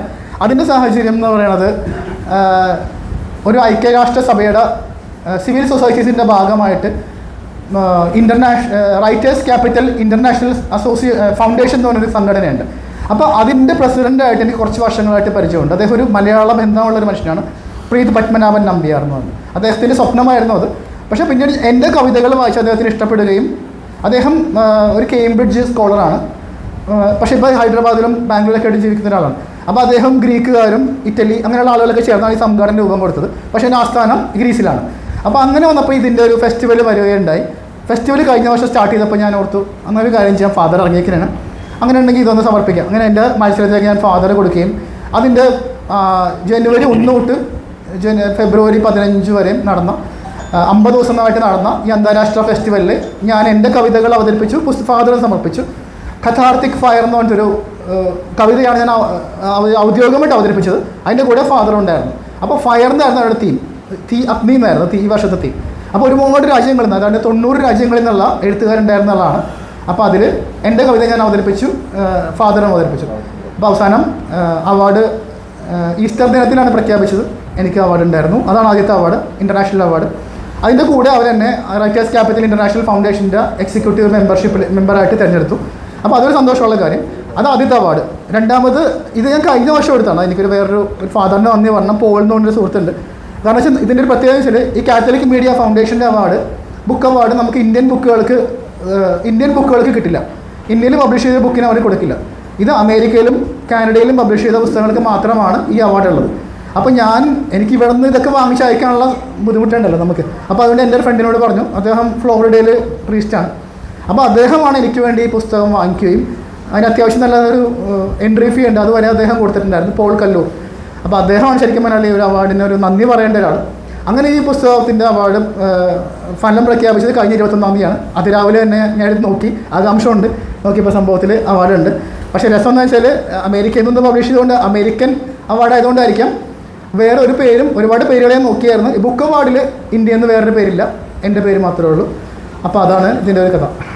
നമ്മളിവിടെ ഒരുപാട് പ്രഗത്ഭരായ ആളുകൾ ഇവിടെയുണ്ട്. കുഫോസിലെ ഡയറക്ടറായിരുന്ന വിക്ടർ സാറുണ്ട്, അതുപോലെ KCYM-ൻ്റെ പ്രസിഡൻ്റ് ഉണ്ട്, മുൻ പ്രസിഡൻ്റ് ഉണ്ട്, KLCയുടെ ഭാരവാഹികളുണ്ട്, സൈമൺ കൂമ്പയിൽ സാറുണ്ട്, പിന്നെ സിനിമയുമായിട്ടൊക്കെ ബന്ധപ്പെട്ടുള്ള JJ കുറ്റിക്കാട് സാർ, അങ്ങനെ ഒരുപാട് ആളുകളുണ്ട്. എല്ലാവരും താങ്കളോട് അവരുടേതായ ചില സന്ദേശങ്ങളും ചോദ്യങ്ങളും ചോദിക്കും. അപ്പോൾ അതിൻ്റെ കൂടെ ഞാൻ അവസാനമായിട്ടൊന്ന് ചോദിക്കുന്നത്, എങ്ങനെയാണ് ഈ ഒരു എഴുത്തുകാരനായതിനെപ്പറ്റി റോയി സാർ തുടക്കത്തിൽ പറഞ്ഞു, പക്ഷേ ഇടയ്ക്ക് താങ്കൾ പല പ്രതിസന്ധികളെ അതിജീവിച്ച് വന്ന ഒരാളാണ്. ആ കാര്യങ്ങൾ എനിക്കറിയാം. അപ്പോൾ പ്രതിസന്ധികൾക്ക് നടുവിലും എഴുത്തുകാരനായി തുടർന്നതും ഇപ്പോൾ ഇങ്ങനൊരു എഴുത്തുകാരനായി നിലനിൽക്കുന്നതും അതിനെപ്പറ്റി കൂടി ഒന്ന് പറഞ്ഞാൽ നന്നായിരുന്നു. ഇപ്പോൾ റോയി ചേട്ടൻ പറഞ്ഞ പോലെ 10-ാം വയസ്സിലാണ് ഞാൻ എഴുത്താരംഭിക്കുന്നത്. അതിൻ്റെ കാരണം വേണമെങ്കിൽ ഒന്നുകൂടി പറയാം, ചിലയിടത്ത് ഞാൻ പറഞ്ഞിട്ടുണ്ട്. ഞങ്ങൾ അതിന് ഇപ്പോൾ നേരത്തെ പറഞ്ഞ പോലെ എൻ്റെ ഫാദർ ഡാഡിയോട് കടപ്പെട്ടിരിക്കുന്നത്, കാരണം അദ്ദേഹം നന്നായിട്ട് വായിക്കുന്ന ഒരാളാണ്. KT പൈലി എന്നാണ് അദ്ദേഹത്തിൻ്റെ പേര്. അദ്ദേഹം ഞാൻ ചെറുപ്പകാലം മുതൽ കാണുന്ന മുഴുവൻ അദ്ദേഹത്തിൻ്റെ പുസ്തക ശേഖരങ്ങളായിരുന്നു. അപ്പോൾ അത് വായിച്ചാണ് വളർന്നത്. അപ്പോൾ അതിൽ ആദ്യമായിട്ടുണ്ടായ ഒരു സംഭവം എന്ന് വെച്ചാൽ, ഞാൻ 4-ാം ക്ലാസ്സിൽ പഠിക്കുമ്പോൾ സാധാരണഗതിയിൽ അന്നത്തെ കാലത്ത് കുട്ടികൾ ബാലരമ, പൂമ്പാറ്റ, അമർ, ചിത്രകഥയൊക്കെ വായിക്കുന്ന സമയത്ത് ഒരു ദിവസം വൈകുന്നേരം ഡാഡി ഒരു ഇലിയഡിൻ്റെ കോപ്പിയുമായിട്ട് വന്നായിരുന്നു. ഹോമറിൻ്റെ ഇലിയഡ്, ഗ്രീക്ക് ക്ലാസിക്കാണ്. അപ്പോൾ 4-ാം ക്ലാസ്സിൽ 8-9 വയസ്സുള്ള ഒരാളെ സംബന്ധിച്ച് വേറൊരു ലോകമാണ് തുറന്നു കിട്ടിയത്. അപ്പോൾ ചിത്രകഥയായിരുന്നു, പൈക്കോ ക്ലാസിക്സ് നമുക്ക് പരിചയമുള്ളതാണ്. പൈക്കോ ക്ലാസിക്സാണ് ആദ്യമായിട്ട് വായിക്കുന്നത്. അപ്പോൾ ഞാൻ ഓർത്ത് വേറൊരു ലോകം, നമ്മുടേതല്ലാത്ത വേറൊരു അപരിചിതമായ ലോകം, അതങ്ങനെ വായിച്ചു. പിന്നെ പൈക്കോ ക്ലാസിക്സ് പുറകെ വായിക്കാൻ തുടങ്ങി. അതിനുശേഷം എൻ്റെ 6-ാം ക്ലാസ്സിൽ പഠിക്കുമ്പോൾ 10-11 വയസ്സുള്ള വെക്കേഷൻ്റെ സമയത്ത് എൻ്റെ ഡാഡി എനിക്ക് വാങ്ങിച്ചു തന്നത് ഒരു 600-700 പേജുള്ളൊരു പുസ്തകമായിരുന്നു. ആ പുസ്തകം ചിത്രങ്ങളില്ലായിരുന്നു, ആരോ പുനരാഖ്യാനം ചെയ്തതാണ്. അതും ക്ലാസിക്കുകളാണ്, ലോക ക്ലാസിക്കുകളുടെ ഒരു തർജ്ജമയെന്നും പറയാൻ പറ്റില്ല, പുനരാഖ്യാനം. അപ്പോൾ അതിൽ പ്രധാനപ്പെട്ട വേൾഡ് ക്ലാസിക്കുകൾ ചാൾസ് ഡിക്കൻസിൻ്റെ, തോമസ് ഹാർഡിയുടെ, കാളിദാസൻ്റെ, ഇപ്പം രാമായണം എല്ലാം ഉണ്ടായിരുന്നു. അങ്ങനെ ഒരുപാട് സോഫോക്ലിസ് അങ്ങനെയുള്ള. അപ്പോൾ ഇതൊക്കെയാണ് ഈ വെക്കേഷനിൽ ഞാൻ വായിച്ചത്. അപ്പോൾ എന്ന് വെച്ചാൽ അതുവരെയും നമ്മൾ ഉണ്ടായിരുന്ന സാധാരണ പുസ്തകങ്ങളിൽ നിന്ന് പെട്ടെന്ന് ലോകം അങ്ങോട്ട് മാറുവാണ്. നമുക്കറിയാം, ഒരു പുസ്തകങ്ങൾ നമ്മൾ വായിക്കുമ്പോൾ നമ്മുടെ ലോകം, ചിന്താഗതികൾ മാറും. അപ്പോൾ പെട്ടെന്ന് അങ്ങോട്ട് മനസ്സും കാഴ്ചപ്പാടുമൊക്കെ മാറുകയും, എന്തുകൊണ്ടും എനിക്ക് തോന്നുന്ന ഒരു ലോക ക്ലാസിക്കുകളുമായിട്ട് ഒരു ഇഷ്ടം ഉണ്ടായി തുടങ്ങുകയും, പിന്നീട് വളർന്നു വന്നപ്പോഴും ഞാനിങ്ങനെ പുസ്തകങ്ങൾ, ലോക ക്ലാസിക്കുകൾ തേടി വായിക്കാൻ തുടങ്ങിയെന്നുള്ളതാണ്. പിന്നെ ഇംഗ്ലീഷിനോടുള്ള താല്പര്യം, ഭാഷയോടുള്ള താല്പര്യം, മലയാളത്തിൽ തന്നെ എഴുതുന്നുണ്ടായിരുന്നു. അപ്പം ഇദ്ദേഹം പറഞ്ഞ പോലെ 13-ാമത്തെ വയസ്സിലാണ് ഞാൻ ആദ്യമായിട്ടൊരു പ്രോപ്പറായിട്ടുള്ളൊരു കവിത എഴുതിയത്. അത് ഞാൻ പറഞ്ഞിട്ടുണ്ട്. അത് ചങ്ങമ്പുഴയുടെ കവിത ഇങ്ങനെ വായിച്ചുകൊണ്ടിരിക്കുന്ന ഒരു സായനത്തിൽ എൻ്റെ ഡാഡിയെ കാണാനായിട്ട് ഒരു സുഹൃത്ത് വന്നിട്ടുണ്ടായിരുന്നു. അപ്പോൾ അദ്ദേഹം ഒന്നിങ്ങനെ സംസാരിച്ചുകൊണ്ടിരിക്കുകയാണ്. അപ്പോൾ ഞാനിങ്ങനെ ചങ്ങമ്പുഴയുടെ കവിതകളിങ്ങനെ കവിതകൾ വായിക്കുന്ന ഒരു ശീലം ഉണ്ടായിരുന്നു. അപ്പോൾ ഇതിൻ്റെ ഒരു ഭംഗിയിൽ, ഭാഷാ ഭംഗിയിൽ നമുക്കറിയാം, പ്രത്യേകിച്ച് എടുത്ത് പറയേണ്ട ആവശ്യമില്ല, നദി പോലെ ഒഴുകുന്ന ഭാഷാപ്രയോഗത്തിൽ ഇങ്ങനെ ആസ്വദിച്ചുകൊണ്ടിരിക്കുന്ന സമയത്ത് എൻ്റെ മനസ്സിലൊരു കാവ്യാനുഭൂതി എന്നൊക്കെ വേണമെങ്കിൽ വിളിക്കാവുന്ന രീതിയിലൊരു അനുഭവം ഉണ്ടാവുകയും ഞാൻ കുറേ വരികളിങ്ങനെ നോൺ സ്റ്റോപ്പായിട്ട് കുറേ നേരത്തേക്ക് എഴുതി വെക്കുകയും ചെയ്തിട്ടുണ്ടായിരുന്നു. അപ്പോൾ നമ്മൾ ആലോചിച്ച് എഴുതിയൊരു വരികളല്ലായിരുന്നു, പ്ലാൻ ചെയ്ത് എഴുതിയല്ല, മനസ്സിലുണ്ടാകുന്ന വരികളാണ്. അതാരും കാണിച്ചില്ല, ഞാൻ കാണിക്കില്ലായിരുന്നു ആരും. കുറേ കാലം കഴിഞ്ഞ് കോളേജിലെത്തിയപ്പോൾ, തേവര കോളേജിൽ പഠിക്കുമ്പോൾ അത് നല്ല രീതിയിൽ പ്രസിദ്ധീകരിച്ച് വന്നു. അതിനു മുമ്പ് വേറെ കവിതകൾ പ്രസിദ്ധീകരിച്ചിട്ടുണ്ടെങ്കിലും ഒരു പക്ഷേ സന്തോഷം നൽകിയ ഒരു നല്ലൊരു കവിത അതായിരുന്നു എന്നുള്ളതാണ്. പിന്നെ ഇദ്ദേഹം ഡാഡിയെ പറ്റി പറഞ്ഞല്ലോ, ഡാഡിയെ പറ്റി പറഞ്ഞ ഫാദർ എന്ന കൃതി എഴുതിയ ആളുടെ ഡാഡിയുടെ ഒരു സുഹൃത്ത് ആണ് ജസ്റ്റിൻ കരിപ്പാട്ട്. അദ്ദേഹം എന്തോ പറയണമെന്ന് സൂചിപ്പിക്കുന്നുണ്ട്. അഭിലാഷിന്റെ പേര് പറഞ്ഞപ്പോൾ എൻ്റെ ഞങ്ങൾ പൈലിച്ചേട്ടനെ വിളിക്കുള്ളൂ, KT പൈലി. പൈലിച്ചേട്ടൻ്റെ മോനാണ്. ഞാൻ ഈ ഫേസ്ബുക്കിലൊക്കെ ഇങ്ങനെ കാണുന്നത് ഓർക്കാറ് പൈലിച്ചേട്ടൻ്റെ മോനാണ്. അദ്ദേഹത്തിനും അത്യാവശ്യം ഈ വായനയുടെ അസുഖമുള്ളവരായിരുന്നു. വരുമ്പോൾ ഓഫീസിലേക്ക് വരുമ്പോൾ ടീച്ചർ ടൈമിലൊക്കെ മാഗസിൻസ്, മലയാളം, മാതൃഭൂമി അങ്ങനെയുള്ള സാധനങ്ങൾ വായിക്കായിരുന്നു. അപ്പോൾ അഭിലാഷ് ഏതായാലും ഈ ഇംഗ്ലീഷ് സാഹിത്യത്തിലേക്ക് തിരിയാനുണ്ടായ സാഹചര്യം എന്താണെന്ന് വിശദീകരിച്ചാൽ മലയാളം വിട്ടിട്ട്. ഞാൻ സ്കൂളിൽ പഠിക്കുമ്പോഴേ അത്യാവശ്യം ഇംഗ്ലീഷ് വായിക്കുന്നുണ്ടായിരുന്നു. ഞാൻ ഒരുപാട് വലിയ ആൽബർട്സിലാണ് പഠിച്ചത്. എക്സ്പേർട്ട് ഇംഗ്ലീഷുള്ള സ്കൂളൊന്നുമല്ല, ആൽബർട്സിൽ ഇംഗ്ലീഷ് മീഡിയം, അപ്പോൾ നോർമൽ ലെവലിലുള്ള. പക്ഷെ അതിലുപരി ഞാൻ വ്യക്തിപരമായിട്ട് വായിക്കുമായിരുന്നു. ഞാൻ ഏണസ്റ്റ് ഹെമിംഗ്വേയുടെ old man and the sea ഒക്കെ ഞാൻ 10ാം ക്ലാസ് കഴിഞ്ഞപ്പോൾ ഇരുന്ന് വായിക്കുമായിരുന്നു. അപ്പോൾ അതുകൊണ്ട് തന്നെ ഇംഗ്ലീഷ് എനിക്ക് എപ്പോഴും നല്ല മാർക്കുണ്ടായിരുന്നു. പിന്നീട് ഇംഗ്ലീഷിന് സാഹിത്യത്തിൽ പഠിക്കണം എന്നായിരുന്നു ആഗ്രഹം. പക്ഷേ ഒരു പ്രത്യേക ദൈവാനുഭവം ഉണ്ടായ ഒരു ഇതുണ്ടായിട്ട് ഞാൻ സെമിനാരിൽ പോയി, അത് അറിയാം, OCD ഉണ്ടായിരുന്നതാണ്. അപ്പോൾ അവിടെ വെച്ച് ഞാൻ ഫിലോസഫി പഠിക്കുന്ന സമയത്ത് നമുക്ക് ചൂസ് ചെയ്യാനുള്ള അവസരം കിട്ടി. വേണമെങ്കിൽ ഫിലോസഫി പഠിക്കാം, അല്ലെങ്കിൽ ഫിലോസഫി പഠിക്കുന്നതിൻ്റെ കൂടെ നമുക്ക് ലിറ്ററേച്ചർ പഠിക്കാം. അപ്പോൾ ലിറ്ററേച്ചർ അങ്ങനെയാണ് ഞാൻ പഠിക്കാൻ തുടങ്ങിയത്. പഠിച്ചപ്പോൾ ആസ്വദിച്ച് പഠിച്ചെന്നുള്ളതാണ്. ലിറ്ററേച്ചർ പഠിക്കുമ്പോൾ വെറുതെ ഡിഗ്രി എടുക്കാൻ വേണ്ടിയല്ല, വളരെ കാര്യമായിട്ട് ഷേക്സ്പിയറിൻ്റെ പുസ്തകങ്ങളും പിന്നെ നമ്മൾ വെസ്റ്റേൺ സാഹിത്യത്തിലെ എഴുത്തുകാരുടെ കവിതകളും മറ്റ് കഥകളും ഒക്കെ നേരിട്ട് ഗൈഡല്ലാതെ പുസ്തകങ്ങൾ നേരിട്ട് വായിക്കുന്നൊരു ശീലം ഉണ്ടായിരുന്നു. കവിതകളൊക്കെ മിക്കവാറും അതേപടി തന്നെ വായിച്ചിട്ട് നേരെ പരീക്ഷയ്ക്ക് പോകുന്നൊരു ശീലമായിരുന്നുണ്ടായിരുന്നു. അപ്പോൾ ഒരുപക്ഷെ അതൊക്കെ ആയിരിക്കാം നമ്മുടെ മനസ്സിൽ പതിയുന്നുണ്ടല്ലോ. അപ്പോൾ ആലുവയിലൊരു പ്രത്യേകതയുണ്ട്. ആലുവയിൽ ഞങ്ങൾ തോട്ടുമുഖം സെമിനാറിലായിരുന്നു. അവിടെ ഒരു വളരെ മനോഹരമായ ആലുവാപ്പുഴ OCD ആയിരുന്നു. അപ്പോൾ ആലുവാപ്പുഴ ഒഴുകി പോകുന്നുണ്ട്. അപ്പോൾ കവിതയൊക്കെ ഉണരാനായിട്ട് ധാരാളം മതി. അപ്പോൾ മംഗലപ്പുഴയൊക്കെ പോയവർക്കറിയാം. എനിക്ക് തോന്നുന്നു സെബാസ്റ്റ്യൻ പഴുത്തോട് സാറ് മംഗലപ്പുഴയെ പറ്റി വളരെ മനോഹരമായിട്ട് ആനുസ്തയിൽ എഴുതിയിട്ടുണ്ട്. അപ്പോൾ ഇത് തന്നെ വല്ലാണ്ട് ആകർഷിച്ചിട്ടുണ്ട്. അപ്പോൾ ഞങ്ങളൊരു 3 വർഷം ഉണ്ടായിരുന്ന ഫിലോസഫി കാലത്ത് ഞാനും എൻ്റെ ഒരു സുഹൃത്ത് ഇപ്പോൾ ഡോക്ടർ രാജീവ് മൈക്കിൾ എന്ന് പറഞ്ഞിട്ട് ഞങ്ങൾ രണ്ടുപേരായിരുന്നു. അപ്പോൾ ഞാൻ കവിതകൾ എഴുതുന്നു, ഇംഗ്ലീഷിലും മലയാളത്തിലും എഴുതുമായിരുന്നു. ഡെയിലി എഴുതുന്ന രീതിയിലായിരുന്നു. എത്ര കവിത ഒരു ഓർമ്മയില്ല തീർത്തിട്ടുണ്ട്. അത്രമാത്രം ഇന്ന് എഴുതിക്കൊണ്ടിരിക്കുകയാണ്. ഒരു പുഴയുടെ തീർത്ത് പോയിരുന്നു ഇങ്ങനെ ഇരിക്കും. അപ്പോൾ നമ്മളെ മനസ്സിലും പിന്നെ പഠിക്കുന്നത് കൂടി ലിറ്ററേച്ചറാണ്. സ്വാഭാവികമായിട്ട് നമ്മൾ കവിതകൾ ഇങ്ങനെ ഇപ്പോൾ 2-3 ഡയറി അറിയാനുണ്ടായിരുന്നു, എവിടെ പോയെന്ന് അറിയില്ല. പക്ഷേ എല്ലാ കുറേ കവിതകളുണ്ടായിരുന്നു. ചിലതൊക്കെയാണ് ഇപ്പോൾ പബ്ലിഷ് ചെയ്തിട്ടുണ്ട്. പക്ഷേ അന്ന് അങ്ങനെയായിരുന്നു ഈ കവിതകൾ എഴുതിയതും. പിന്നെ ലിറ്ററേച്ചറിനോട് വല്ലാത്തൊരു ആവേശമായിട്ട് മാറി സാഹിത്യം. പിന്നെ ഞാൻ നിരന്തരമായിട്ട് ഇംഗ്ലീഷ് ലിറ്ററേച്ചർ വായിക്കുകയും പിന്നെ ഇംഗ്ലീഷ് മെച്ചപ്പെടുത്താനുള്ള ഒരു ആന്തരികമായ വല്ലാത്തൊരു ചോദന ഉണ്ടായിരുന്നു, ഒരു ആവേശം ഉണ്ടായിരുന്നു. അപ്പോൾ അതിനുവേണ്ടി ഞാൻ ഇപ്പോഴും ആണെങ്കിലും ഒരു പുതിയ വാക്കിൻ്റെ ഇവിടെ കടന്നു പോയി കഴിഞ്ഞാൽ ഞാനത് വെറുതെ വിടില്ല, ഞാനത് എഴുതി വെക്കും. ഓൺലൈനിലാണെങ്കിലും ഇപ്പോഴാണെങ്കിലും പുതിയ പ്രയോഗം കണ്ടാൽ, ഒരു പുതിയ പരിചിതമല്ലാത്തൊരു വാക്ക് കണ്ടാൽ ഇപ്പോൾ എഴുതി വെക്കും. ഇപ്പോഴെന്നല്ല, എന്നും ഞാൻ എഴുതുന്നുള്ള എൻ്റെ ഒരു തീരുമാനം. കാരണം അത് എൻ്റെ ഒരു ആഗ്രഹമാണ്. ഇംഗ്ലീഷിൽ മാക്സിമം പുതിയ രീതിയിലുള്ള പ്രയോഗങ്ങൾ പഠിക്കുക, വാക്കുകൾ പഠിക്കുക. അപ്പം ഭാഷയോട് ഇഷ്ടമുണ്ട്, അത് ഇംഗ്ലീഷിന് മാത്രമല്ല മലയാളത്തോട് ഇഷ്ടമുണ്ട്. പക്ഷേ ഇംഗ്ലീഷ് എനിക്ക് തോന്നി കുറേ കൂടി ആളുകളെ എത്താനുള്ള സാധ്യത ഇംഗ്ലീഷ് ആയതുകൊണ്ട് ഞാനിപ്പോൾ കുറച്ചുകൂടി അധികം ഇംഗ്ലീഷിലേക്ക് ശ്രദ്ധിക്കുന്നതാണ്. നമുക്ക് നമ്മളോടൊപ്പം വളരെ പ്രഗത്ഭരായ ആളുകളുണ്ട്. നിങ്ങളെല്ലാവരും അദ്ദേഹത്തോടുള്ള സംവാദത്തിൽ പങ്കുകാരാകണം. വായിക്കാത്തതാണ് ഞാൻ. ഇംഗ്ലീഷ് ആയാലും ക്ലാസിക്കൽ ഇംഗ്ലീഷ് ആയിരിക്കും തോന്നുന്നത് ഒരു ബുദ്ധിമുട്ടായിരിക്കും. ട്രാൻസ്ലേഷൻ സാധ്യതയുണ്ടോ?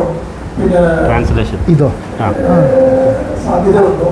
പിന്നെ അതെന്ന തീമിലേക്ക് നമുക്ക് തുടങ്ങിയത്. പക്ഷെ ചെറിയ ഇടപെടലുകൊണ്ട് സ്വാഭാവികമായിട്ടും ചില ഇടപെടൽ പറഞ്ഞിരുന്നു, ന്യായമാണ്. പക്ഷെ ഇടപെടൽ പെട്ടെന്ന് തിരിഞ്ഞു പോയി.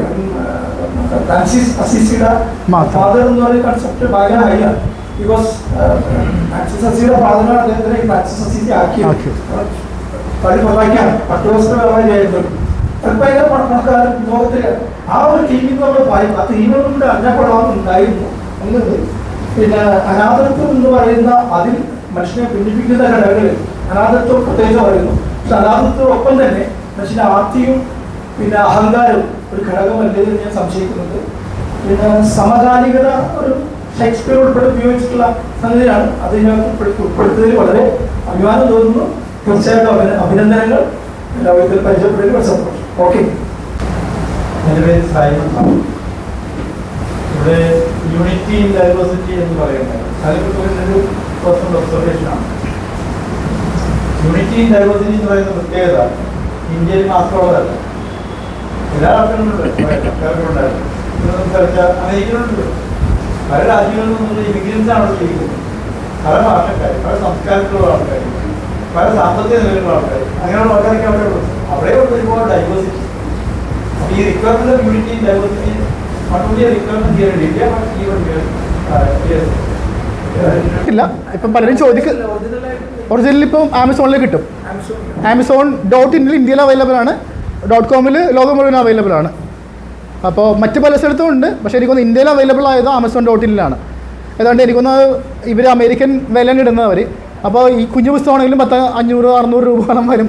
പക്ഷേ ഇന്ത്യയിൽ ഇപ്പോൾ 250 രൂപയ്ക്ക് ഡിസ്കൗണ്ടിൽ കിട്ടുന്നുണ്ടെന്നുള്ളതാണ് എനിക്ക് തോന്നുന്നത്. കാരണം ഇപ്പോൾ ഞാനിത് USA നിന്ന് വരുത്തിയപ്പോൾ ഈ കൊറിയർ ചാർജൊക്കെ എടുത്തിട്ട് ഭീമമായ തുക വന്നായിരുന്നു. അപ്പോൾ അതുകൊണ്ടാണ് ഞാനിപ്പോൾ ഇവരോട് പറയുമ്പോൾ നമുക്ക് ഇവിടുന്ന് Amazon-ൽ കിട്ടുമ്പോൾ പിന്നെ നമ്മൾ എന്തിനാണ് വെറുതെ അവിടെ നിന്ന് വരുത്തേണ്ട ആവശ്യമില്ലല്ലോ. ക്വാളിറ്റി എനിക്കറിയില്ല, അവിടെ നിന്ന് കിട്ടുന്ന വ്യത്യാസം ഉണ്ടാവാൻ അറിയില്ല. പക്ഷെ എന്തായാലും ഇവിടെ കിട്ടും. അപ്പോൾ Amazon-ൽ search father by Abhilash Fries എന്ന് വെച്ചാൽ കിട്ടും. ഇ-ബുക്ക് ഉള്ളവർക്ക് അങ്ങനെ വാങ്ങിക്കാം. അഭിലാഷ് ഫ്രൈസറിന് ആദ്യമായി അഭിനന്ദനങ്ങൾ. സമുദായ സ്നേഹി എന്ന് പറയുന്നത് അതിനേക്കാൾ ഉപരി ഇവിടെ ആംഗലേയ സാഹിത്യത്തിൽ പ്രത്യേകിച്ച് ക്ലാസിക്കൽ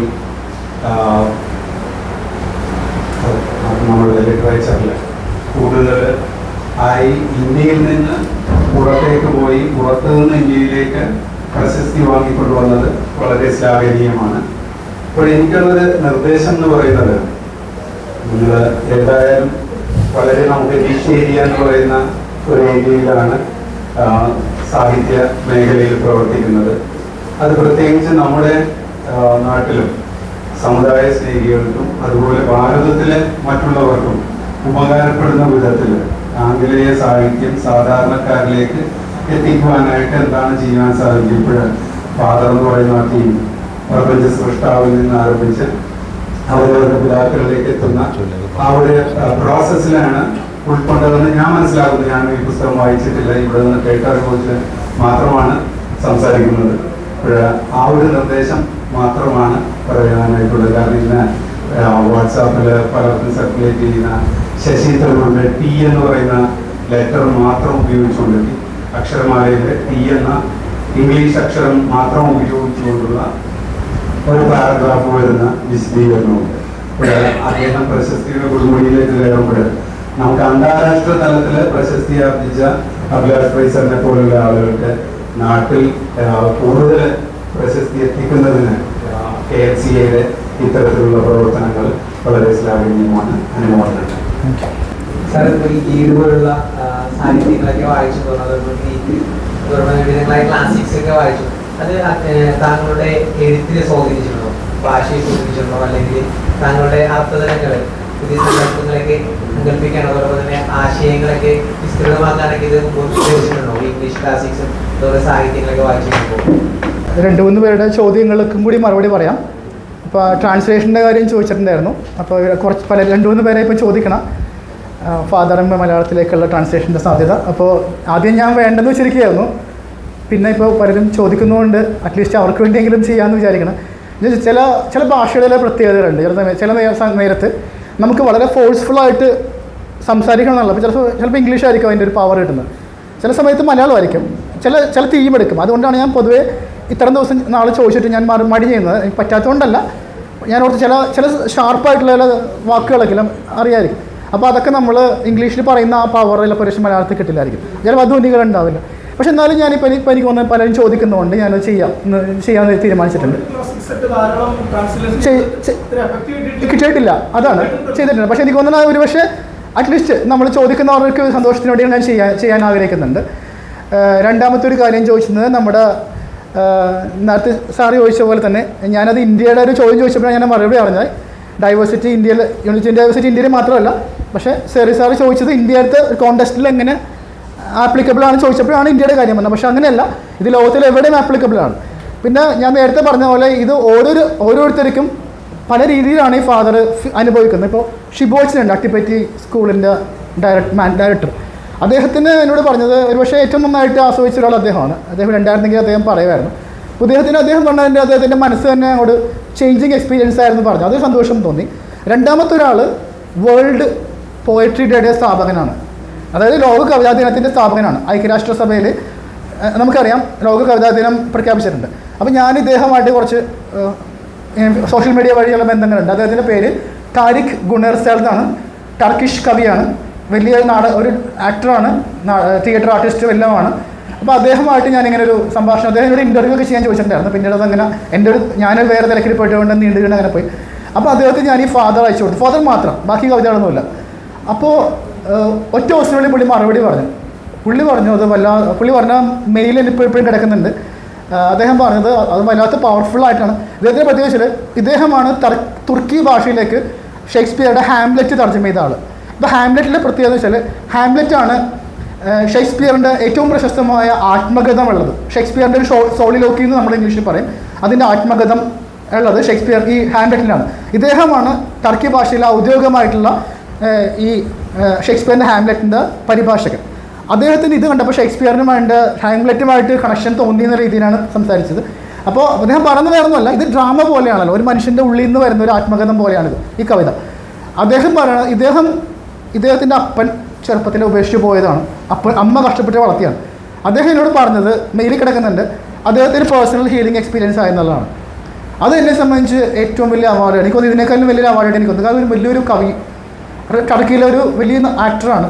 അദ്ദേഹത്തിൻ്റെ ലൈഫിൽ സ്വന്തം അനുഭവത്തിൽ അപ്പോൾ നമ്മൾ ഉദ്ദേശിച്ച ചില കാര്യങ്ങളൊക്കെ നടക്കുന്നുണ്ട്. നമ്മൾ ഉദ്ദേശിച്ചത് അസീസിയുടെ കഥ പറയാൻ മാത്രമല്ല ഉദ്ദേശിച്ചത്, ചില മനുഷ്യരുടെ ജീവിതത്തിൽ അവരവരുടെ, ഞാൻ പറഞ്ഞു അനാഥത്വം എന്തുകൊണ്ട് ബേസിക്, ഞാൻ പറഞ്ഞിപ്പോൾ നമ്മുടെ അപ്പനും അമ്മയൊക്കെ നമുക്കുണ്ട്. പക്ഷേ ഞാൻ പറഞ്ഞ കളക്റ്റീവ് ഓർഫൻഹുഡാണ് ഞാൻ ഉദ്ദേശിക്കുന്നത്. നമുക്ക് ഒരു പേഴ്സണലി നമുക്കൊരു ഓർഫൻഹുഡ് ഉണ്ടാവില്ല. നമുക്ക് ഒരു പക്ഷേ നമുക്ക് അപ്പനുണ്ടെല്ലാം അമ്മയുണ്ട്. പക്ഷേ കളക്റ്റീവായിട്ട് മനുഷ്യരാശിക്ക് ഒരു ഓർഫൻഹുഡ് ഉണ്ട്. ആ തീമിലേക്കാണ് ഞാൻ സംസാരിച്ചത്. പക്ഷേ ഇത് വ്യക്തിപരമായിട്ടുമുണ്ട്. ഈ മനുഷ്യനത് ഫീൽ ചെയ്തു, അദ്ദേഹത്തിൻ്റെ മറുപടി കിടക്കുന്നുണ്ടെന്നുള്ളതാണ് മെയിലുണ്ട്. അപ്പോൾ അദ്ദേഹം പറഞ്ഞത് അദ്ദേഹത്തിൻ്റെ ലൈഫിൽ അതൊരു അനുഭവമായിട്ട്, ഹീലിംഗ് അനുഭവമായിട്ട് മാറി. അദ്ദേഹം ഒരു വിശ്വാസിയല്ല എന്നുള്ളതാണ് വേറെ കാര്യം. അദ്ദേഹം ഒരു വിശ്വാസിയല്ല. അദ്ദേഹം അത് ഞാൻ പറഞ്ഞത് അസീസിയുടെ കഥയെന്ന് പറഞ്ഞില്ല, അസീസിയുടെ കഥയല്ല, അത് ഞാൻ അങ്ങനെയല്ല കാണുന്നതെന്നാണ് പറഞ്ഞത്. അപ്പം ഞാൻ പറഞ്ഞു ഒരു കവിത വേറെ രീതിയിൽ വായിക്കപ്പെടുന്നുള്ളത് സന്തോഷമുണ്ട്. കുറച്ച് പേര് നല്ലത് പറഞ്ഞിട്ടുള്ളൂ, പക്ഷേ ചില ആൾക്കാർ നല്ലത് പറഞ്ഞത് വളരെ സന്തോഷമുള്ള കാര്യങ്ങളാണ്. പിന്നെ രാജീവ് പറഞ്ഞതിൻ്റെ ഉത്തരം, അദ്ദേഹം പറയുന്നത് സത്യമായിട്ടും അങ്ങനെ തന്നെയാണ്. നമ്മൾ വായിക്കുന്നത് വളരെ ഇൻഫ്ലുവൻസ് ചെയ്തിട്ടുണ്ട്. ഹോമറിൻ്റെ അതൊക്കെ തന്നെ വായിച്ചാണ് വളർന്നത്. നമ്മൾ പല കാലങ്ങളിലും നമ്മൾ വിചാരിക്കും നമ്മൾ വായിക്കുന്നതെന്ന് നമ്മളെ ഇൻഫ്ലുവൻസ് ചെയ്യുന്നുള്ളൂ. പക്ഷേ അതിലെ ചിന്തകൾ അല്ലെങ്കിൽ ഭാഷയെങ്കിലും നമ്മുടെ മനസ്സിലേക്ക് കയറുന്നുണ്ട്. നമ്മൾ വായിച്ചത് തന്നെയാണ് കയറുന്നത്. നമ്മൾ പല ഇപ്പോൾ ഞാൻ ലേറ്റസ്റ്റ് ആയിട്ട് വായിച്ചുകൊണ്ടിരുന്ന പുസ്തകം 2 ബുക്കുകളാണ്. അത് 2 തിരക്കിൽപ്പെട്ട് ഞാൻ മുഴുവനാക്കിയിട്ടില്ല. ഒന്ന് ഓർഹൻ പാമുക്ക്, നോബൽ സമ്മാനം നേടിയ ഓർഹൻ പാമുക്ക്, ടർക്കിഷ് എഴുത്തുകാരനാണ്. അദ്ദേഹത്തിൻ്റെ സ്നോ എന്ന് പറഞ്ഞൊരു കഥ നോവൽ സ്നോ വളരെ മനോഹരമായിട്ടാണ്. മഞ്ഞിനൊക്കെ എങ്ങനെയാണ് മനുഷ്യനെ അവതരിപ്പിക്കാമെന്നാണ് നമ്മൾ അത്ഭുതപ്പെട്ടു. മഞ്ഞിലുള്ള യാത്രയാണ്. മഞ്ഞെന്ന് പറയുമ്പോൾ MTയുടെ മഞ്ഞ് പോലത്തല്ല, കൊടും മഞ്ഞാണ്. മഞ്ഞ് വീഴുന്ന മലയിടുക്കുകളിലൂടെ ഒരു ബസ് യാത്ര ചെയ്തുകൊണ്ടിരിക്കുകയാണ്. ഈ ബസ് യാത്ര ഇദ്ദേഹം വിവരിക്കുന്നത് കണ്ടെന്നാലും നമ്മൾ അത്ഭുതപ്പെടും. എങ്ങനെയാണ് ഒരു മനുഷ്യൻ ഇങ്ങനെയൊക്കെ, വെറുതെ അല്ല നോബൽ സമ്മാനം കിട്ടിയത്. അപ്പോൾ അതുപോലെ പിന്നെ രണ്ടാമത്തേത് മാജിക് മൗണ്ടൻ നമ്മുടെ തോമസ് മൻ്റെ ഒരു വലിയ നീണ്ട സുദീർഘമായിട്ടുള്ള ഒരു ക്ലാസിക്കാണ്. അപ്പോൾ അത് ഞാൻ ക്ഷയരോഗബാധിതമായിട്ടുള്ള അസൈലത്തിൽ നടക്കുന്ന സംഭവങ്ങൾ വെച്ചിട്ട്, പക്ഷേ ഇവരൊക്കെ പറയുന്നത് ഞാൻ വിശ്വസിക്കുന്നത് ഒരു ക്ലാസിക്കാണെങ്കിൽ നമ്മൾ പറയുന്ന കഥ, നമ്മൾ പറയുന്ന ഒരു പ്രശ്നം, ഇപ്പം നമ്മൾ കൊച്ചിയുടെ കഥ പറയുകയാണെങ്കിൽ കൊച്ചിയുടെ കഥ മാത്രമായിരിക്കുന്നത്. കൊച്ചിയുടെ കഥ മാത്രമാണെങ്കിൽ അതൊരു പ്രാദേശിക കഥയായിട്ട് മാറും. കൊച്ചിയുടെ കഥ പറയുമ്പോഴും നമുക്കൊരു ആഗോളമായിട്ടുള്ള അല്ലെങ്കിൽ മനുഷ്യരെ മുഴുവൻ ബാധിക്കുന്ന ഒരു തീം അല്ലെങ്കിൽ ഒരു ചിന്താധാര അതിനകത്ത് ഉണ്ടാവണം. അപ്പോഴാണ് ഒരു ക്ലാസിക്കായിട്ട് മാറുന്നത്.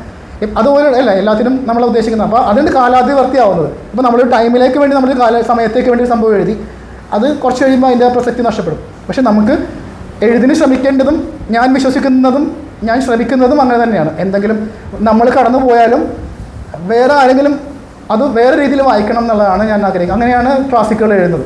അറ്റ്ലീസ്റ്റ് എൻ്റെ സ്വപ്നത്തിലുണ്ട് അങ്ങനെ എഴുതണമെന്ന് ആഗ്രഹമുണ്ട്. അപ്പോൾ അദ്ദേഹം പറഞ്ഞ പോലെ ഞാൻ എഴുതുന്ന ഒരുപാട് എഴുത്തുകാരുടെ കടപ്പാടുണ്ട്. ഞാൻ വായിച്ച പല എഴുത്തുകാരുടെയും പക്ഷേ കവികളായിരുന്നു കൂടുതലും. Keats, Shelley. ഇപ്പോൾ ഇതുപോലെ എനിക്ക് ഏറ്റവും ഇഷ്ടപ്പെട്ടൊരു കവി, ചിലപ്പോൾ അത്ര ഈ പ്രധാനപ്പെട്ട കവികളിലല്ല, രണ്ടാമത്തെ നിലയിലായിരിക്കും ഒരു വർഷം നിൽക്കണം, റോബർട്ട് ബ്രൗണിംഗ് എന്ന് പറഞ്ഞിട്ടൊരു കവിയുണ്ട്. ബ്രൗണിങ്ങിൻ്റെ ശൈലി എനിക്ക് വല്ലാതെ ഇഷ്ടമുണ്ട്. അദ്ദേഹത്തിന് ഡ്രാമാറ്റിക് മോണോലോഗ് എന്ന് പറഞ്ഞൊരു ശൈലിയുണ്ട്. അതും ഈ ശരിക്കും പറഞ്ഞാൽ ഫാദറിൻ്റെ രീതി അത് തന്നെയാണ്. ഡ്രാമാറ്റിക് മോണോലോഗാണ്. ഒരു മനസ്സിൻ്റെ ചിന്തകൾ ഇങ്ങനെ പോകുന്ന പോലെ ഇങ്ങനെ പോകുന്നൊരു പോക്കാണ്. അത് എൻ്റെ പലപ്പോഴും ഒരു ആത്മകഥം പോലെ വരാറുണ്ട് ചില കവിതകളൊക്കെ. ബ്രൗണിങ്ങിൻ്റെ ഒരു പ്രത്യേക ഇഷ്ടമുണ്ട്. ജൂൺ 8-ാം തീയതി അഭിലാഷിന്റെ അതെ. അന്ന് ഒരു കുറിപ്പ് എഴുതിയപ്പോൾ ആ കുറിപ്പിൽ 2001 എഴുതിയിട്ട് കുറച്ച് വേടിക്ക് വരുന്നത് അവസാനം മോഹൻ എൻട്രിയുടെ 2 ലൈൻ കൊണ്ടുവന്നാണ് അവസാനിപ്പിക്കുന്നത്. അപ്പോൾ എൻ്റെ 2 ചോദ്യങ്ങളിൽ ഒന്ന്, 2001 മുതലുള്ള ഏതോ ഒരു ദുഃഖസാന്ദ്രമായ ഒരു സംഭവം ആ വരികളിൽ കിടപ്പുണ്ടെന്ന് ഞാൻ വിശ്വസിക്കുന്നു. തീർച്ചയായിട്ടും. 2, മോഹൻ എൻട്രിയെ നിങ്ങൾക്ക് കൂടുതൽ ഇഷ്ടമാണോ അല്ലെങ്കിൽ നിങ്ങൾ ഇഷ്ടപ്പെടുന്ന ഒരു നല്ല കഥാകൃത്താണോ? അതെ, രണ്ടും സത്യമാണ്. 2 ഞാൻ പറയാം. ഒ ഹെൻറി എല്ലാവർക്കും ഇഷ്ടമുള്ള കഥാകാരനാണ്. ഒ ഹെൻറിയുടെ ട്വിസ്റ്റ് എന്ന് പറയുന്നത് അവസാനം കൊണ്ടുവന്നിട്ട് ഒരു മാജിക്കൽ തിരിമറി നടത്തുന്ന ഒരു പരിപാടി പുള്ളിക്കുണ്ട്. അതിൽ ഏറ്റവും പ്രശസ്തമായതും മനുഷ്യർക്ക് ഏറ്റവും ഇഷ്ടമുള്ള, വായനക്കാർക്ക് ഏറ്റവും ഇഷ്ടമുള്ള, ഞാനത് മലയാളത്തിലാക്കിയിട്ടുണ്ട്, എൻ്റെ രീതിയിലാക്കിയിട്ടുണ്ട്. അത് പ്രണത ബുക്സ് അടുത്ത സെപ്റ്റംബറിൽ ഇറക്കാൻ തീരുമാനിച്ചത്. ഒ ഹെൻറിയുടെ മാത്രമല്ല, ഒരു 31 കഥകൾ, വിശ്വകഥകളും നേരത്തെ പറഞ്ഞ പോലെ അത് വെറുതെ തർജ്ജമയല്ല, ഞാൻ എൻ്റെ രീതിയിൽ പുനരാഖ്യാനം തർജ്ജമ എന്നൊക്കെ വിളിക്കുന്ന സാധനമാണ്. അത് ഓൾറെഡി ഷാജി സാറ് ഏറ്റെടുത്തിട്ടുണ്ട്. അപ്പോൾ ഹെൻറിയുടെ പല കഥകൾ അതിനകത്ത് വരുന്നുണ്ട്. ഹെൻറിയുടെ വളരെ അഗാധമായിട്ടുള്ള മാനുഷിക സ്പർശങ്ങളുണ്ടെന്നുള്ളതാണ് ഓഹൻഡിയുടെ.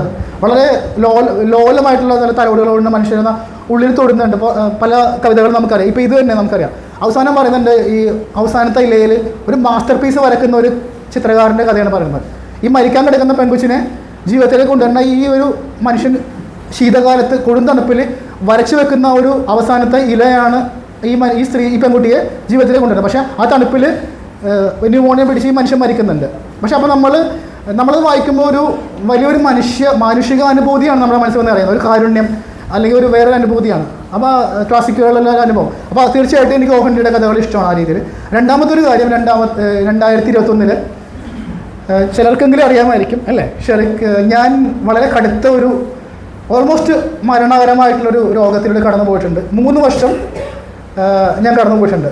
ഞാൻ സെമിനാറിലായിരുന്നു, ഞാൻ പറഞ്ഞു. അപ്പോൾ അവിടെ വെച്ച് ഞാൻ പോരാനുള്ള കാരണം എനിക്ക് കിഡ്നി രണ്ടും ഫെയിലായി. ഫെയിലെന്ന് വെച്ചാൽ വളരെ മോശമായി. പിന്നെ ആവശ്യമില്ലാത്ത കുറേ ട്രീറ്റ്മെൻറ്റുകൾ ചെയ്ത് ആരോഗ്യം തകരാറായി. അവസാനം വീണ്ടും ഹോസ്പിറ്റലിൽ വന്നു. ലൂർദ് ഹോസ്പിറ്റലിൽ 120 ഡയാലിസിസ് ചെയ്തിട്ടുണ്ടായിരുന്നു.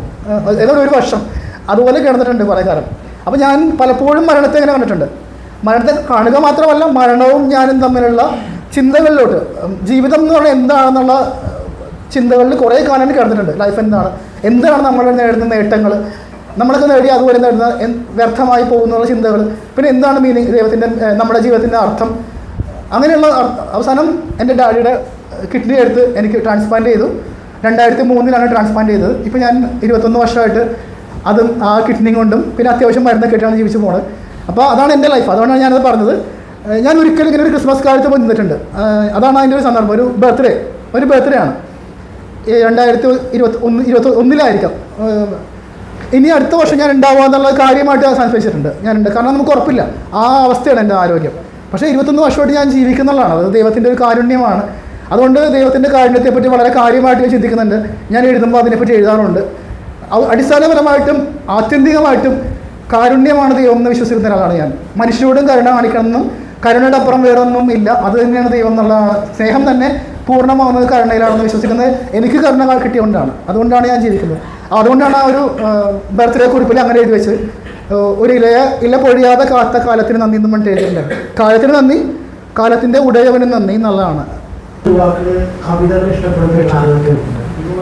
ഇന്നത്തെ ഒരു യുവാവല്ലേ. അതെ.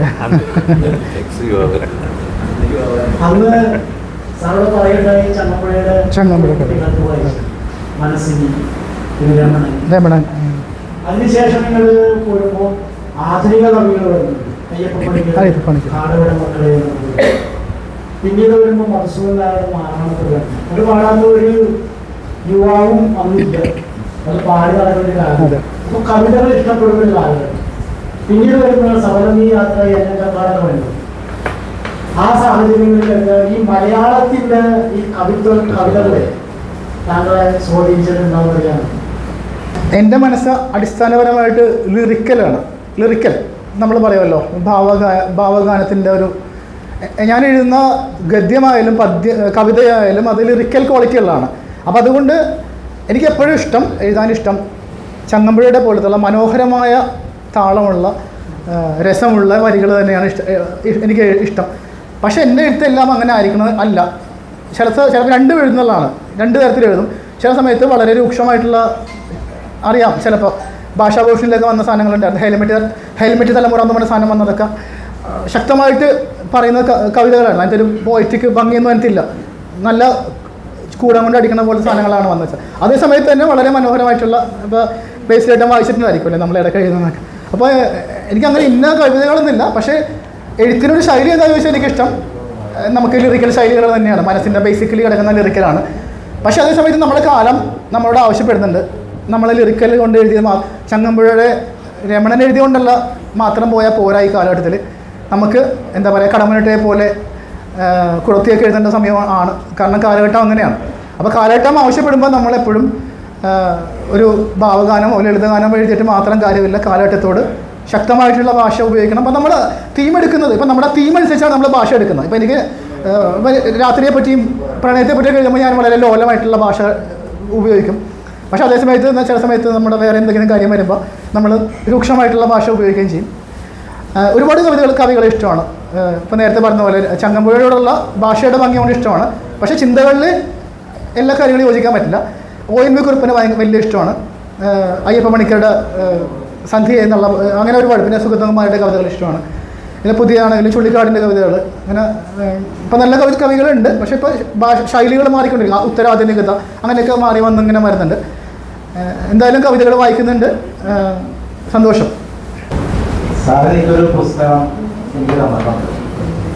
സാറിന് ഓർമ്മ ഉണ്ടാവും. സാറിൻ്റെ കൈപ്പടയിൽ തന്നെ എനിക്കൊരു പുസ്തകം സാറിന് തന്നാണ്. അതിനുള്ള കാരണക്കാരൻ സിദ്ധിയാണ്. സിദ്ധിയോട് ഞാനിപ്പോൾ വളരെ സ്നേഹത്തോടെ തന്നെ എനിക്കത് തന്നതിലുള്ള ആ ഒരു ആദരവ് പറയുന്നു.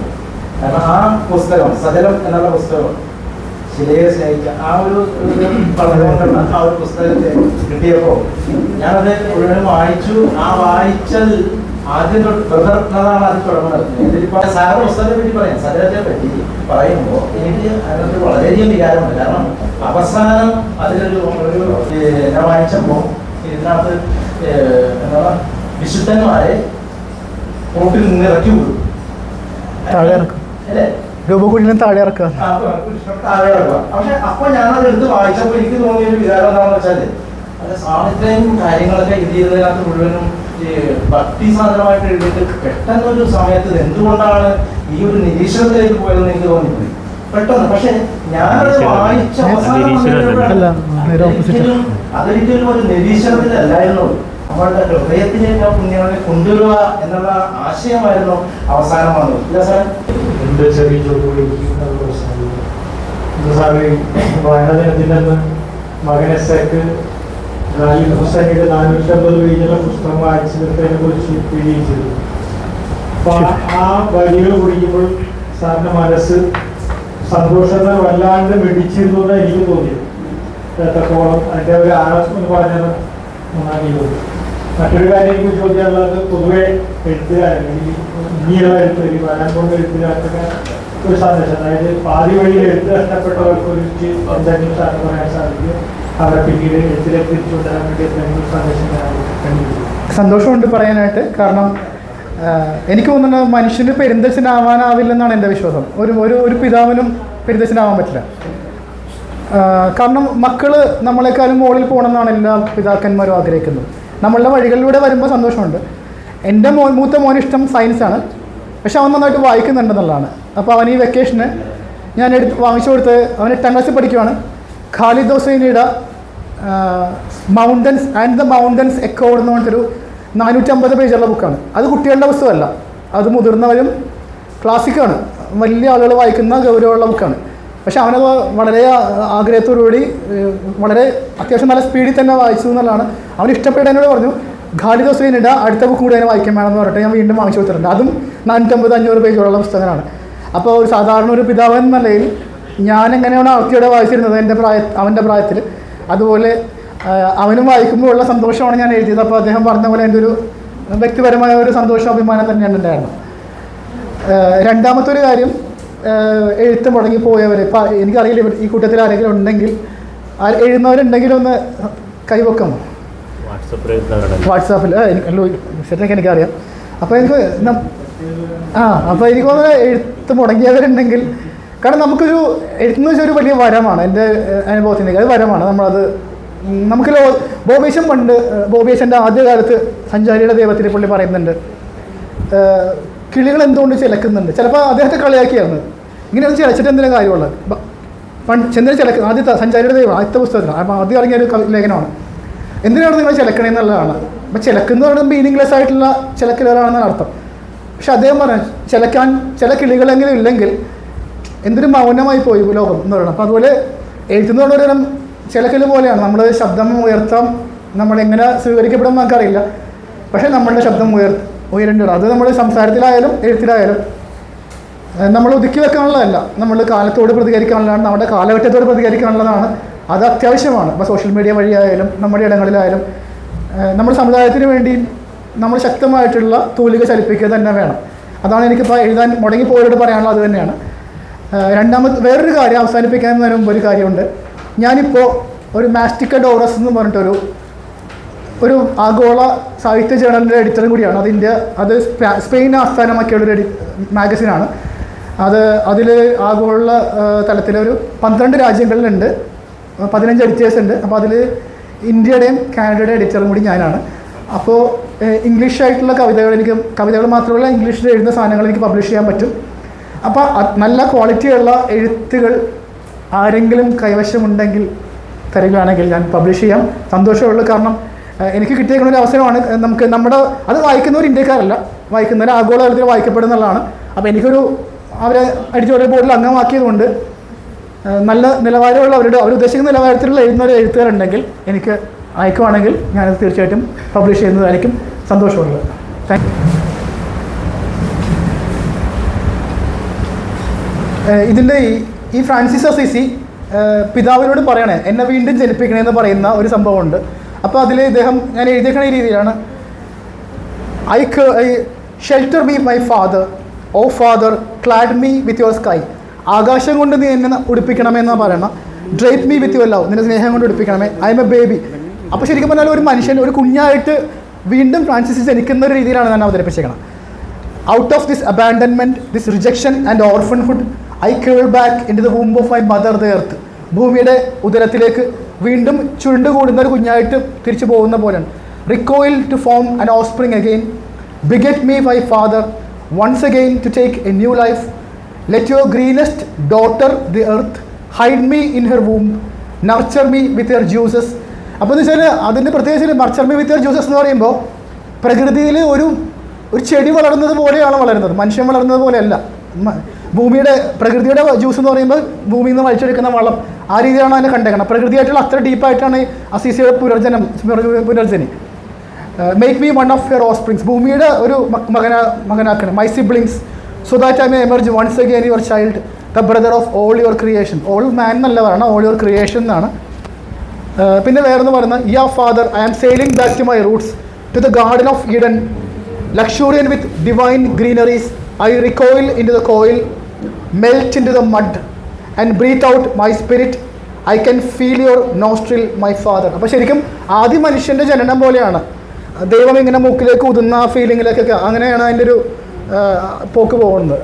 പ്രകൃതിയിൽ നിന്ന് ചെടി വളർന്നത് പോലെ മണ്ണിൽ നിന്ന് മുളച്ച് വരുന്ന, അതേസമയത്ത് ക്രൈസ്റ്റിൻ്റെ ജനനം പോലെ വീണ്ടും ജനിക്കുന്ന, അപ്പോൾ ശരിക്കും പറഞ്ഞാൽ ഒരു ക്രിസ്ത്യാനിയുടെ മുഴുവൻ ജനനമായിട്ട് മാറുന്നുണ്ട് വീണ്ടും ജനനം എന്ന് പറയുമ്പോൾ. അങ്ങനെയുള്ള കുറേ സാധനങ്ങൾ അതിനകത്തുണ്ട്. ചിലപ്പോൾ പക്ഷേ ഓടിച്ച് വായിക്കുമ്പോൾ ഒരു ഇൻ്റർപ്രറ്റ് ചെയ്താൽ മാത്രം അങ്ങനെ മാത്രം ആസ്വദിക്കാൻ പറ്റുന്ന രീതിയിലാണ് എഴുതി വെച്ചേക്കുന്നത്. അത്രയേ ഉള്ളൂ. ഇത് ചോദിച്ചുകൊണ്ട് മാത്രമാണ് പറയുന്നത്. Okay, thank you. വളരെ മനോഹരമായിരുന്നു. തീർച്ചയായും ഈ സായാഹ്നത്തിൽ പങ്കാളികളായി ഒപ്പം ഇരിക്കുന്ന നമുക്കൊക്കെ ഏറെ സന്തോഷമുണ്ട്. ആരാണ് അഭിലാഷ് ഫ്രൈസർ എന്ന് കൃത്യമായി നമ്മൾ അറിയുന്നു. എന്തായിരുന്നു അദ്ദേഹമെന്ന് നമ്മൾ അറിഞ്ഞു. അദ്ദേഹത്തിൻ്റെ അക്ഷരങ്ങളിലെ അഗ്നിയും ആശയങ്ങളുടെ ആഴവും നമ്മളെ കൃത്യമായി ചിന്തയുടെ മറ്റൊരു ലോകത്തേക്ക് കൊണ്ടുപോകുന്നു. ഏതായാലും ഈ സായാഹ്നം ഒരിക്കലും നമുക്കൊരു നഷ്ടമല്ല, കൂടുതൽ സന്തോഷവും സംതൃപ്തിയും തരുന്ന ഒന്ന് തന്നെയാണ്. KLC സംസ്ഥാന സമിതിയും വരാപ്പുഴ അതിരൂപതയും സംയുക്തമായിട്ട് സംഘടിപ്പിച്ച ഈ പരിപാടിയിൽ നമ്മളെ സംബന്ധിച്ചിടത്തോളം പങ്കെടുത്തുകൊണ്ടിരിക്കുമ്പോൾ ഒത്തിരി ആശയങ്ങൾ നമ്മുടെ മനസ്സിൻ്റെ അന്തർധാരയിൽ ചിറകടിച്ചു വരുന്നുണ്ട്. വിശുദ്ധ ഫ്രാൻസിസ് അസീസിയെ ഒരുപക്ഷെ സാധാരണക്കാർക്ക് പരിചയപ്പെടുത്തിയ ആദ്യത്തെ ഒരു മനുഷ്യനെന്ന് പറയാവുന്ന ബഹുമാനപ്പെട്ട ഗോപിയച്ഛനാണ്. പിന്നീട് ഞാൻ പലപ്പോഴും അഭിലാഷ് ഫ്രൈസറുടെ പുറകെ പോകുന്ന ഒരാളാണ്. അഭിലാഷ് അറിയാതെ തന്നെ പലതും എനിക്ക് വായിക്കാൻ സാധിച്ചിട്ടുണ്ട്, പല കുറിപ്പുകളും ഒക്കെ. അവിടെയൊക്കെ ആ അക്ഷരങ്ങളിലെ വളരെ ആഴത്തിലുള്ള അനുഭവങ്ങളും മറ്റു പല ആശയങ്ങളും ഒക്കെ ഉണ്ട്. ഫ്രാൻസിസ് അസീസി അതൊരു തീയാണ്, അഗ്നിയാണ് എന്നതിനേക്കാൾ ഉപരി അതൊരു എന്താ പറയുക, ഒരു അഗ്നികുണ്ഡമാണ് ഫ്രാൻസിസ് അസീസി. ബഹുമാനപ്പെട്ട നമ്മുടെ പോപ്പ് പോലും ഫ്രാൻസിസ് അസീസിയുടെ പേരിട്ട ആ നിമിഷം നമ്മുടെ ചിന്തയിലുണ്ട്. പ്രിയപ്പെട്ടവരെ, ഈ വൈകിയ വേളയിൽ ഈ സമ്മേളനത്തിൽ പങ്കെടുത്തുകൊണ്ടിരിക്കുന്ന നിങ്ങൾക്കെല്ലാവർക്കും നന്ദി പറയുക എന്ന കൊച്ചു വാചകത്തിൽ ഞാൻ ഒതുക്കുകയാണ്.